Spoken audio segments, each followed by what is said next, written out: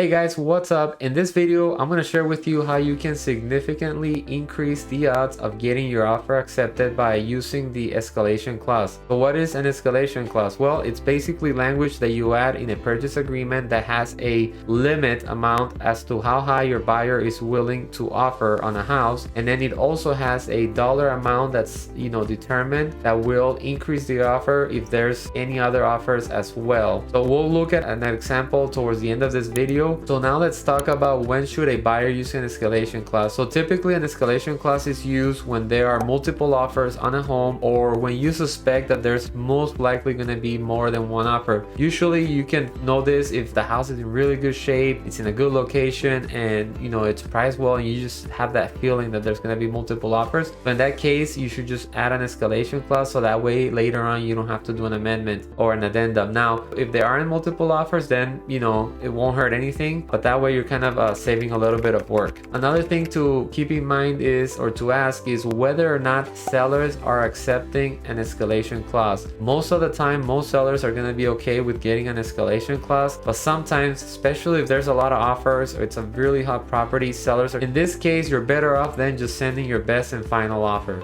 Are escalation clauses legal in every state? Here in Minnesota, escalation clauses are legal. I've used them all the time, and I know other agents that do. I can't imagine why it wouldn't be legal or acceptable in other states, but if I were you and you're planning on using this tactic, make sure you talk to your broker or consult with an attorney as to whether you can or can't use an escalation clause. Now let's review an escalation clause, the one that I personally use, and talk about the benefits. So here we have the escalation clause that I use, and I will just say that if you're planning on using an escalation clause, again, talk to your broker, consult with an attorney. This is not legal advice. I'm just showing you what I use. So the escalation clause that I use says sell price to be, in this case, $500 higher than the highest bona fide purchase agreement offer, net of seller paid concessions received by seller, not to exceed a sale price of $350,000. Now this is a lot of wording, but basically what it's saying is that the buyer is willing to go $500 higher than the next real or bona fide purchase agreement offer, and that this is going to be net of seller paid concessions. So let's say that the seller is paying $5,000 towards closing costs. That $5,000 towards closing costs or concessions will not be part of the price, the calculation that is being done here. Okay, the parties intend this purchase agreement to be a binding contract and not an offer to enter into a contract at a later date. From my understanding, again, I'm not an attorney, the reason why this is important is because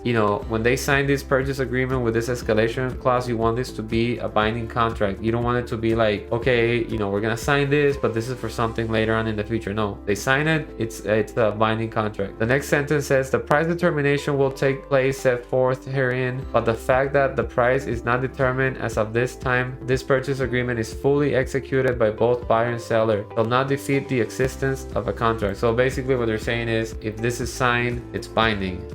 Whether or not we have determined, which I don't know why the sale price wouldn't be determined, but whether the sale price is determined at the time that it's signed or not, that shouldn't void this as a contract or anything like that. So they sign, it gets signed, it's a contract. Seller authorizes listing broker to provide selling broker with a copy of the next highest bona fide purchase agreement offer and pre-approval letter. So as a buyer, when you're sending this, or agent working with a buyer, when you're sending this escalation clause, you want to make sure that the listing agent will provide you with the purchase agreement and the pre-approval of the other buyer, so that that it's real, right? So that it proves why the purchase price is escalating or increasing. Then it says this proof is required, and if not delivered, will give buyer the right to cancel the purchase agreement, and earnest money will be returned in full. So if they can't provide this information, then the buyer has the right to cancel the purchase agreement and they will get their earnest money. Now oftentimes when I see that people or buyers are getting their offers accepted, especially in a multiple offer situation, they're usually so excited that they even forget about this. They're just happy they got the house. I've used this escalation clause in many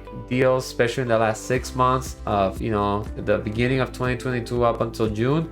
With the market shifting and things changing a bit, there being less competition for buyers, there's a lower chance that you're going to use this escalation clause. But if you're a new agent or you've never heard of this clause or you've never used it, this will be helpful for you to be more competitive and help your buyers get the house that they want to buy. So as you can see, the escalation clause has some benefits, so let's talk about those. So the first benefit is that as a buyer, like say you're looking at a house that's $300,000 and let's say that you're willing to go up to 320, but you're not sure what the other buyers are gonna offer, and you're thinking, well, I don't want to like, show my best card per se and just say, okay, I'll offer you 320. I'll do an escalation where I'll do $1,000 over the next highest offer up to 320. But let's say the second best offer was 310, so then you would add that $1,000 to the 310, so then your offer would be 311,000. So that means that you would have saved $9,000 by using this escalation clause. So the escalation clause is very beneficial for buyers. It also helps sellers because it helps, some of the buyers max out when there are multiple offers. So it's kind of a win-win for both buyers and sellers, and that's why I like to use it. So hope that you found this helpful again, and let me know if you have any questions.